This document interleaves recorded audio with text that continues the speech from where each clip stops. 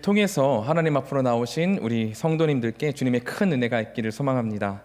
우리가 더 힘써 하나님의 말씀을 귀담아 들으려 노력하고 하나님 앞으로 나아가려고 노력하면은 하나님께서 굳어진 마음을 풀어주시고 식은 마음을 뜨겁게 하시고 닫힌 마음을 활짝 열게 하실 줄로 믿습니다. 아멘. 한국 사람들이 있죠. 이 한국 사람들이 평소에는 참 신사적입니다. 제가 중국에 1년 동안 있었지만 중국 사람들은 그냥 보통 대화하는 것도 굉장히 격렬하거든요. 사람들 대화하는 것만 듣고서 저 사람들 싸우는 거 아니냐 이렇게 물은 적이 있었는데 그냥 평소적인 대화하는 거다 이렇게 얘기를 하더라고요. 한국 사람들은 그에 비하면은 굉장히 젠틀하고 신사적인 것 같습니다. 그렇게 신사적이고 조용하다가 갑자기 불을 뿜으면서 이야기를 할 때가 있었습니다. 그런 주제들이 몇 가지가 있죠. 한국 사람들에게. 첫째는 정치입니다.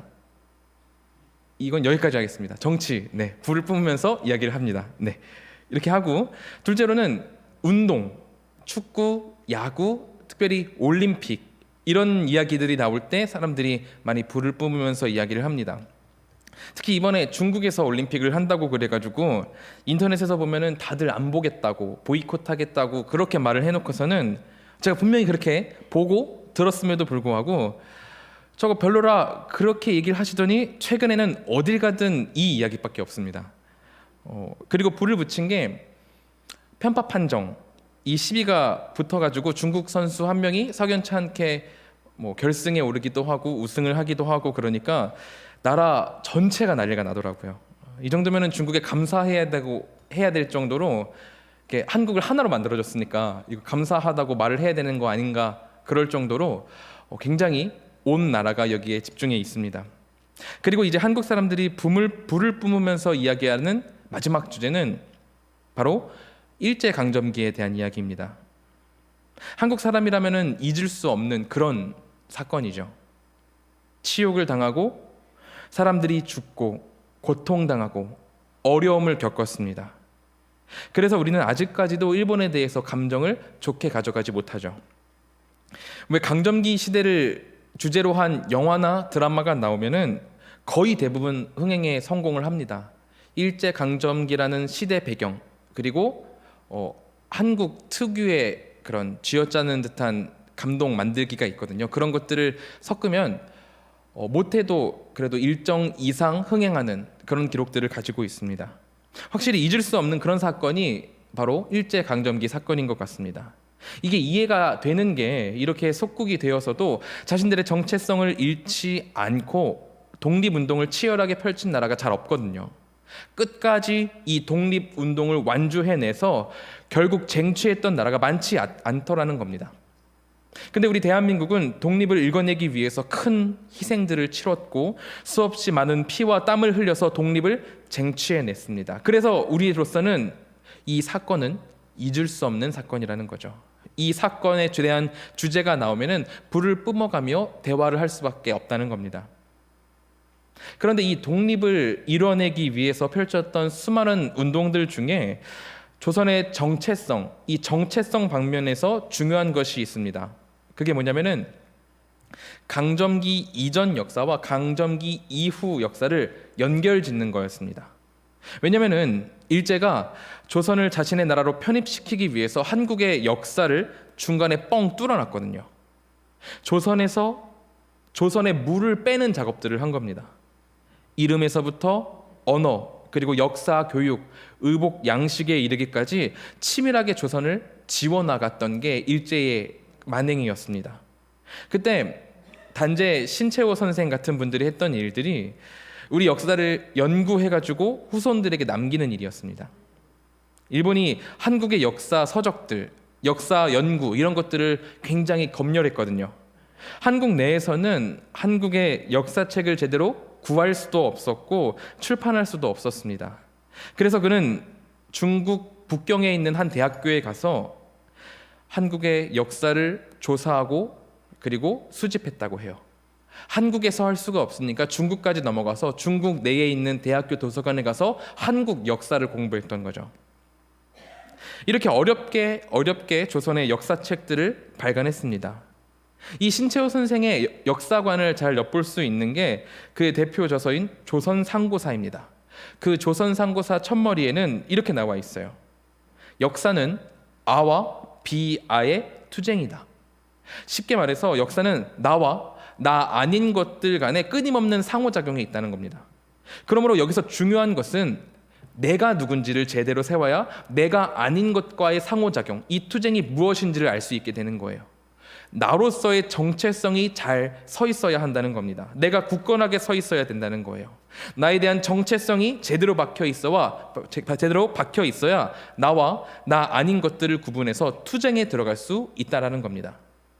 그렇게 신채호 선생님은 조선, 한국의 정체성은 무엇인지를 고민을 했고 수많은 역사책들을 써내고 그리고 역사의 영웅들, 한국의 영웅들, 을지문덕이나 최영, 이순신 장군 같은 조선을 굳건히 지켜온 영웅들에 대한 전기를 써서 조선인들이 그들의 자긍심을 지키도록 정체성을 잃지 않도록 했던 겁니다. 재미있는 것은 오늘 본문의 히브리서의 기자가 히브리서의 독자들에게 원하는 것도 이와 비슷했다는 점입니다. 히브리서의 기자는 그 시대의 기독교인들, 그 기독교인들이 하나님의 선택받은 자로서의 정체성을 잃어버리고 방황하고 있으니까 그들이 익숙하게 생각하는 구약시대의 장치를 가져와서 연결지었습니다. 그렇게 연결지음을 통해 하나님은 여전히 너를 사랑하시고 너를 선택하시고 인도하고 계시다는 것을 또렷하게 보여주었죠. 한번 생각을 해보세요. 히브리서 시대의 유대인들, 그 중에서도 유대인이었다가 예수님의 놀라운 사건을 보고 예수님을 믿는 쪽으로 개종한 이 유대인들, 개종 유대인들이 있었을 거란 말이죠. 처음에는 예수께서 행하신 놀라운 사건과 그 이후 제자들의 전도를 통해서 예수님을 믿게 되었을 겁니다. 믿기 시작했을 거예요. 하지만 시간이 흐를수록 개종한 이후 새로운 방식으로 예배하는 게 녹록지 않았었던 것 같습니다. 왜냐하면 첫째로는 기독교인에 대한 핍박이 엄청났기 때문이에요. 유대교에서 기독교로 넘어온 이 개종자들에 대한 인식은 아주 좋지 못했습니다. 왜 우리나라에서도 옛날에 교회를 다닌다라고 하면은 조상님께 제사를 안 드린다 이래가지고 조상님 볼 낯이 없다 이런 식으로 공격을 하고 욕을 했잖아요. 그런 것처럼 이 시대의 그리스도인들, 개종한 그리스도인들은 율법의 권위를 낮추고 예수님을 하나님의 아들이라고 한다는 신성 모독죄, 이것을 이유로 공격을 받아야만 했습니다. 기존에 있던 전통 유대인들의 공격을 받아가지고 핍박을 경험할 수밖에 없었습니다. 스데반 집사님의 일처럼 전통적 유대인들은 개종한 유대인들을 마구 괴롭혔어요. 이렇게 직접적으로 공격을 받는 대상이 되니 얼마나 겁이 났겠어요. 그리고 무엇보다 실제적으로 보이지 않는 이 의식법, 내 눈에는 보이지 않는 의식에 적응을 하지 못했던 것 같습니다. 예수님을 믿기 이전에는 성전이 있었잖아요. 거기서 죽은 나를 대신해서 제사물을 희생해가지고 죄 씻김을 받고 제사하고 하나님께 나와 기도드리는 이런 일련의 과정들이 있었습니다. 성전에서는 율법에 따른 제사의 과정들이 있었다는 거예요. 눈에 딱 보이는 제사 의식이 있었다는 거죠. 하지만 기독교로 개종하고 나서는 그런 과정들보다는 하나님께 직접적으로 나아가서 예배하는 게 권유되었습니다. 내가 태어나기 전 먼 과거에서부터 목숨같이 지켜왔던 그런 율법, 예배의 전통이 있는데 그 예배 전통을 파기하고 새로운 예배 방식을 따르라고 강요를 받게 된 거죠. 새 것을 받아들이라고 하니까 적응이 안 되고 의식은 뭐 한 것 같지도 않고 그러다 보니까 개종 기독교인들이 교회에서 발을 슬쩍 떼기 시작했습니다. 과연 이 예배 방식이 맞는가 하는 의문이 들기 시작한 거예요. 그래서 이 시대에 어떤 자들이 나타났냐면은 율법도 다 지키고 기독교도 다 지키는 이런 억지로 두 개를 연결시키려는 사람도 나타났었고 아니면 아예 이전으로 돌아가고자 하는 그런 사람들도 나타났었습니다. 성도들의 신앙이 제대로 흔들리고 있는 상황이었던 거죠. 정리하자면은 좀 전에 이야기 드렸듯이 첫째로 개종한 기독교인들, 이 개종한 유대교인들에게 안위가 안전이 위협을 받고 있는 그런 상황이었고 둘째로는 그들 가운데 이게 과연 맞는가? 이 예배 방식이 과연 맞는가 하는 의심이 들었습니다. 지금 개종한 그리스도인들의 마음이 마구마구 흔들리고 있는 거예요. 그들이 완전히 잃어버린 거죠. 이렇게 흔들리고 있다는 것은 그들이 완전하게 잃어버린 겁니다. 뭐를?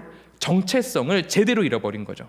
내가 누구인지, 내가 왜 예수를 믿었는지, 내가 무슨 소망을 바라보면서 나아가야 하는가라는 예수의 제자로서의 정체성을 잃어버리자 그들에게 자그마한 위협이 와도 마음이 쿵쾅쿵쾅거리고 새로운 예배 방식에는 불만이 생겨서 이전이 더 좋았지 하는 후회를 하고 있는 겁니다. 이때 이들의 마음을 다잡기 위해서 편지를 쓰고 독려한 이가 바로 오늘 본문 히브리서의 저자입니다. 히브리서 4장 1절에는 이렇게 나와 있어요. 그러므로 우리는 두려워할지니 그의 안식에 들어갈 약속이 남아 있을지라도 너희 중에는 혹 이르지 못할 자가 있을까 함이라. 히브리서의 기자는 말을 합니다. 예수님을 믿음으로 그의 안식에 들어갈 수 있도록 약속을, 변하지 않는 약속을 주셨는데 지금 너희들의 행동을 보아하니 너희들이 신앙을 완전히 잘못 이해하고 있다. 그렇기 때문에 너희는 그 안식에 이르지 못할 수도 있다라고 경고하고 있는 겁니다. 그리스도인으로서의 정체성을 잃어버리고 흔들리고 있기 때문에 지금 그들의 모습으로는 하나님께서 예수님을 통해 약속하신 구원의 길에 이르지 못하게 될 것이라 강하게 경고하고 있는 거죠.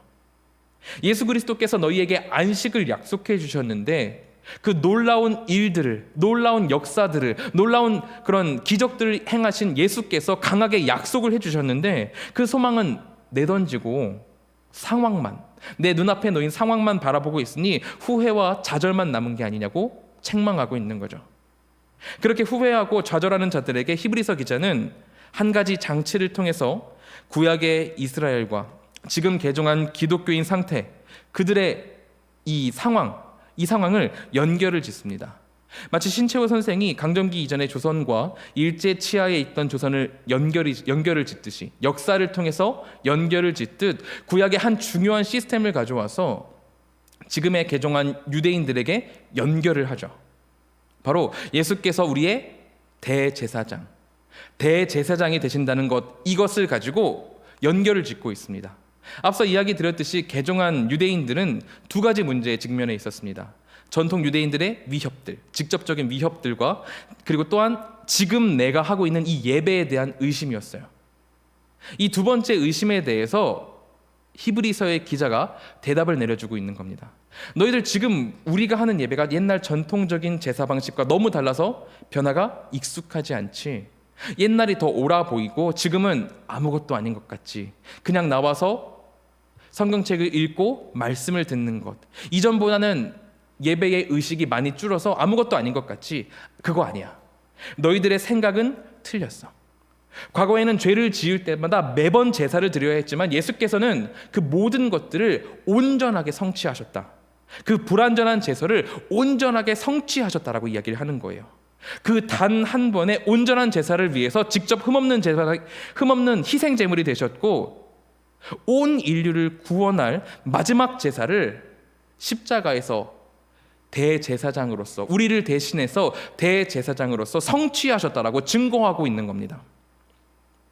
개종한 기독교인들은 길을 잃고 있었어요. 우리나라가 일제강점기 때 일제의 계력으로 잘 흐르고 있던 이 조선의 정신, 정기, 이 정신에 구멍이 뚫리자 그 이후의 후손들에게 우리가 조선인인지 무엇인지 제대로 전달이 되지 못할 위기에 처했던 것처럼 개종한 기독교인들, 개종한 유대인들은 구약의 제사와 지금 우리가 드리고 있는 예배가 무슨 연관이 있는지를 잊어버리고 있었습니다. 그때 그 잃어버렸던 관계를 히브리서 기자가 대제사장 되신 예수님, 이 대제사장 되신 예수님이라는 개념을 통해서 구약과 그들의 지금 상황을 연결짓고 있는 겁니다. 우리는 이 부분을 주목할 필요가 있어요. 우리 성도님들께서도 처음 예수님을 영접하고 하나님 앞에 나아가던 그때의 나의 모습, 그때를 기억하고 계실 거예요. 그때 우리는 정말 뜨거웠잖아요. 예수님이 나를 사랑하신다는 그 사실이 감격스럽고 자랑스러웠던 그때가 여기 계신 모든 분들에게 있을 겁니다. 저는 그때가 기억이 납니다. 혼자 하나님의 말씀을 읽으면서 왜 주일학교 때 꿀보다 달고 꿀송이보다 단 말씀 막 이런 찬양들을 하잖아요. 성인이 돼서 이렇게 성경책을 읽는데 정말로 단 거예요. 이렇게 하나하나 읽는 게 되게 즐거웠던 기억이 있습니다. 그리고 뭐 혼자 버스를 타고 가다가 사람들이 가득 차 있는 만원 버스에서 주님은 나의 최고의 선물 이런 가사의 찬양을 들으면서 혼자 울고, 그리고 뭐 지하철에서 학교 가다가 주님의 나라가 올 것입니다, 주께서 부르실 때 이런 찬양을 들으면서 혼자 막 눈물 콧물 흘리면서 이렇게 막 훌쩍였던 그런 기억들이 있습니다. 그런데 문제는 그때의 감격과 은혜가 지금까지 충분하게 이어져 오고 있냐는 거예요. 우리 성도님들께서는 매일 기도하심으로, 매일 예배하고 하나님께 나아감으로 이 은혜를 유지하고 계실 것이라 생각이 됩니다. 하지만 매일의 삶 속에서 사단의 공격을 받고 지치고 무너지다가 보면은 이 흐름이 중간에 뻥 뚫려버릴 때가 있다는 거예요.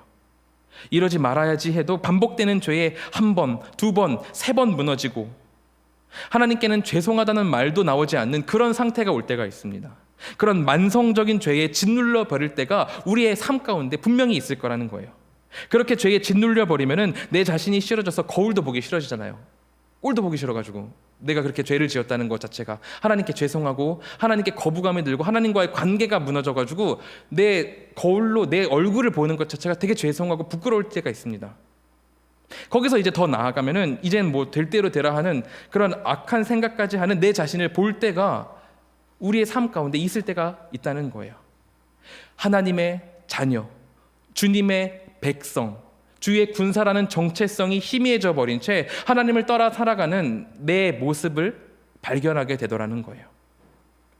바로 그때에, 잘 흘러가던 흐름이 중간에 뻥 뚫려버린 그때에 나는 어떻게 해야 하냐는 거죠.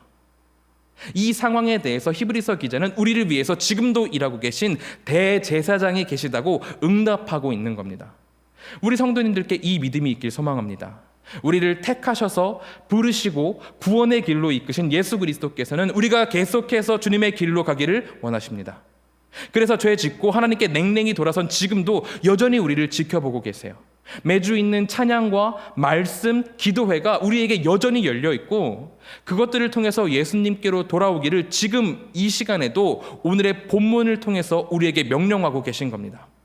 그렇다면, 그럼 이것을 안다면 우리가 어떻게 해야 될까요?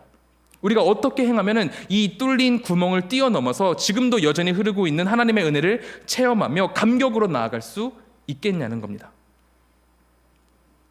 오늘 본문에서 히브리서 기자는 세 가지를 통해서 회복의 길을 이야기를 합니다. 첫 번째 14절 하반절 말씀입니다. 우리가 믿는 도리를 굳게 잡을지어다. 본문은 말합니다. 우리의 믿음의 도리를 꽉 잡고 놓지 말라는 거예요. 이 구절을 영어로 보면 이렇게 나와요. Let us hold firmly to the faith we profess. 우리 스스로 자신한테 명령해야 된다는 거예요. 뭘 하도록? 믿음의 고백을 확실하게 붙잡도록 우리가 우리 스스로에게 명령해야 된다는 겁니다. 영어로 profess가 고백이란 뜻이거든요. 뭐 이성한테 사랑한다 고백하는 것도 고백이지만 이 고백은 좀 다른 고백입니다. 예배 전에 우리도 고백을 하잖아요. 우리의 믿음을 고백하는 사도신경을 통해서 고백을 하죠. 전능하사 천지를 만드신 하나님 아버지를 내가 믿사오며 그 외아들 우리 주 예수 그리스도를 믿사오니. 이렇게 쭉쭉 고백을 하죠. 그러므로 여기서 말하는 믿음의 고백, 이 고백은 기독교인이 되기 위해서 기본적으로 배우고 외우고 알아야 하는 이 신앙 고백, 우리의 믿음의 근간을 붙잡으라는 이야기입니다. 신앙의 기초를 단단히 붙잡고 있어야 한다는 거예요. 개종한 기독교인들이 이것을 단단히 붙잡지 않고 놓쳐버리자 구약에서부터 이어져 오고 있는 예수님의 그 사역, 지금 현재 자신들에게까지 이어져고 있는 예수님의 사역을 연결짓지를 못하고 있잖아요. 구약에서부터 예수님까지의 그 사건들을 연결짓지 못하고 있었습니다. 예수님의 사역은 점진적으로 확대되고 확장되어서 인간이 무거운 짐들을 덜어내고 하나님께로 직접적으로 나아갈 수 있도록 발전하고 있는데, 이 시대, 이 성경 시대에 개종한 그리스도인들은 기초적인 신앙을 잃어버리고 흔들려서 오히려 과거에 짐 지던 때가 편하다고 이야기를 하고 있는 거죠. 마치 출애굽 시대에 백성들이 우리가 그냥 애굽에 있었던 때가 더 나았다라고 후회하고 있는 것처럼 하나님께서 우리에게 분명한 길을 제시하시고 더 가벼운 길을 제시하셨고 우리가 짐 질 것 없이 예수님께로 나아갈 길, 그 온전한 길을 보여주셨는데 오히려 뒤로 돌아가는 게 더 편하다고 이야기를 하고 있는 겁니다. 그런 것처럼 우리도 이 기초, 신앙 고백의 기초를 매번 놓쳐버리기 때문에 작은 바람에도 마음이 흔들리고 하나님께로부터 떨어져서 나가게 되어버린다는 겁니다. 제가 지난주까지 청년부의 신은호 강도사님이랑 그리고 한가람 청년들과 같이 이제 해외 선교지에서 수련회를 하지 못하는 그런 학생들, 그리고 국내에 주일학교가 발전되지 못해서 주일학교가 없어서 따로 성경학교를 하지 못하는 그런 학생들과 함께 비대면으로 영상 캠프를 했었습니다. 그때 캠프를 마치고 모인 선생님들, 청년들, 다른 곳에서 자원봉사를 온 선생님들과 우리 청년들이 나누는 시간을 가졌어요. 그때 제가 엿들으면서 가장 인상적인 것은 이거였습니다. 내가 신앙의 중요한 곳을 놓치고 있었다는 거예요. 자신들이 하나님을 믿는데 그 믿는 이유를 놓치고 시선을 빼앗겨서 다른 것을 보고 있다 보니까 마음이 냉랭해지고 마음이 차가워져가지고 그 첫사랑을 놓치고 있었다라고 고백을 하더라고요. 그런데 아이들이 그곳에 참여한 성경학교에 참여하는 아이들이 똘망똘망한 눈으로 오직 하나님을 바라보는 그 자세를 보니까 내가 놓치고 있었던 것이 무엇인지를 깨달았다는 그런 내용들이었습니다. 우리가 주일 예배, 우리 주일 오전 예배를 시작하면서 사도신경을 함께 외우잖아요. 그러면서 가장 기초적인 신앙 고백을 매주마다 외웁니다. 그렇지만 인간은 이 고백을 너무나도 쉽게 놓치곤 해요. 내 신앙의 기초가 날 위해서 죽으신 예수 그리스도의 사랑을 기억하고 그 사랑을 힘있는 데에 있는데 다른 어떤 책임감이나 열심, 아니면 다른 사람들이 보내는 눈치, 아니면 공명심, 그런 것들에 빼앗겨가지고 하나님이 아니라 내 힘을 가지고 나아가게 된다는 겁니다. 그럴 때가 되면은 우리가 지치고 쓰러지는 게 당연하잖아요. 우리는 너무나도 나약하고 죄에 의해서 온전히 더러워진 몸인데 우리가 우리의 힘을 의지하고 나아간다면은 결국에 무너지고 쓰러지고 첫사랑을 잃어버리고 냉랭하고 딱딱하게 될 수밖에 없다는 겁니다. 충만하고 깊은 하나님이 아니라 아주 얕은 내 힘을 의지하니 금방 소진될 수밖에 없는 거죠. 우리는 믿음의 고백을 굳게 잡아야 합니다. 우리로 신앙을 유지할 수 있도록 돕는 힘은 오직 하나님으로만, 하나님께로만 채울 수 있습니다. 단지 사람이 그리운 거면은 동호회 활동을 하면 되는데 굳이 교회에 나와가지고 마음 안 맞는 사람들이랑 복잡할 필요가 뭐가 있겠어요. 단 하나, 같은 신앙 고백으로 하나님을 높이려는 같은 목적을 가졌기 때문에 우리가 서로 다르지만 이곳에 모여서 하나님께 나아가고 있는 겁니다. 그렇게 신앙 고백을 붙잡고 나아갈 때 하나님께서 힘 주시고 우리의 마음을 연하게 하셔가지고 한 마음 되게 하시고 마르지 않는, 지치지 않는 그 마음으로 하나님 앞으로 나아갈 수 있게 되는 것 아니겠습니까? 그러므로 내가 무엇을 붙잡고 나아가야 하는지를 기억하는 우리 모두가 되기를 바랍니다. 다시 본문으로 돌아와서 둘째로는 15절에 나와 있습니다. 우리에게 있는 대제사장은 우리의 연약함을 동정하지 못하실 이가 아니요 모든 일에 우리와 똑같이 시험을 받으신 이로되 죄는 없으시니라. 우리의 대제사장은 우리의 연약함을 동정하지 못하실 분이 아니라는 거예요. 우리가 연약하다는 것을 동정하고 계시다는 거죠. 우리가 죄를 많이 지어서 하나님과의 관계가 악화되면은 우리는 이 사실을 놓치게 됩니다. 하나님이 사랑의 하나님이시라는 사실, 이 사실을 놓치곤 해요. 죄를 지으면 회개하고 주님께로 나아가서 용서를 구하고 다시 관계를 회복시켜 나아가야 되는데 우리는 우리 스스로 잘못을 해가지고 관계를 망쳐놓고서는 하나님을 슬슬 눈치 보면서 하나님께로 나아가지 않죠. 괜히 마음이 무겁고 하나님한테 혼이 날 것 같긴 한데 하나님이 나 미워하시겠지 하면서 괜히 두려워하고 하나님 앞으로 나아가려 하질 않습니다. 사실 좀 전에 믿음의 고백을 굳게 잡으라고 말은 했지만 사단의 눈으로 보면은 우리가 굳게 진 그 믿음, 그 손은 애기손 같을 거예요. 하나하나 손가락씩 하나씩 피면은 펴지는 그런 약한 손일 겁니다. 죄는 우리로 하나님을 더 딱딱하게 바라보게 만듭니다. 우리의 힘으로 할 수 있는 게 아무것도 없다는 거예요. 우리가 붙잡는다고는 하지만 그거 사실 우리의 힘은 아니라는 거죠. 오직 하나님을 의지하며 말씀을 읽고 기도하며 찬양하며 날마다 주님 앞으로 나아갈 때, 그때에 하나님께서 은혜로 그 손 붙잡을 수 있도록 도우신다는 겁니다. 그러므로 죄를 지은 내가 할 수 있는 가장 현명한 방법은 오직 그럼에도 불구하고 하나님 앞으로 나아가는 것이라는 거죠. 죄에 집중하면 죄의 굴레에 빠질 수밖에 없습니다. 죄에 집중하면 죄의 굴레에 더 빠져들어가서 만성적인 죄에 빠지게 된다는 거예요. 오히려 죄 가운데에서도 하나님 앞으로 나아가서 용서를 빌며 예수님의 사랑으로 그 죄를 덮어버릴 때, 그제서야 우리는 죄를 벗어나게 됩니다. 예수님은 우리의 연약함을 미리 아시고 우리를 동정하셔서 무거운 짐진 자여 내게로 오라 말씀하시는 사랑의 하나님이시기 때문입니다. 우리 모두가 주님의 사랑을 기억하고 그 사랑에 매여 살아가야 한다는 거예요. 그리고 이것에 연결지어서 마지막 셋째로 이제 16절입니다.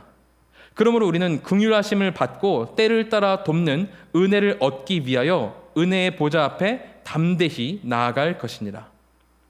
히브리서 기자는 권면합니다. 때를 따라 돕는 은혜를 얻기 위해서 은혜의 보좌 앞에 담대히 나아갈 것이니라. 우리 하나님께서는 크신 능력으로 우리를 돌보고 계십니다. 우리가 어떤 문제에 처해 있는지, 어떤 어려움을 겪고 있는지 세심히 살피시고 바라보고 계시죠.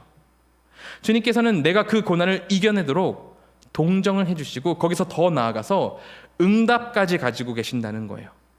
그러므로 우리가 해야 할 일은 또 한 번 이야기하듯이 오직 하나, 담대히 하나님 앞으로 나아가는 것입니다. 우리의 모습은 예수님의 시선에서 이미 더럽고 죄스러운 자들입니다. 그런데 대체 뭐가 꺼리고 무서워서 예수님께 나아가는 것을 주저하고 어려워하겠어요? 죄의 굴레를 끊기 위해서든 잃어버린 예수님에 대한 첫사랑을 되찾기 위해서든 해답은 오직 주님께 있기 때문에 문제가 있다면 주님을 향해서 담대히 나아가는 것만이 정답이라는 거죠. 죄는 분명히 우리에게 얘기할 겁니다. 너 안 돼. 너 이제 하나님 앞으로 못 나아가.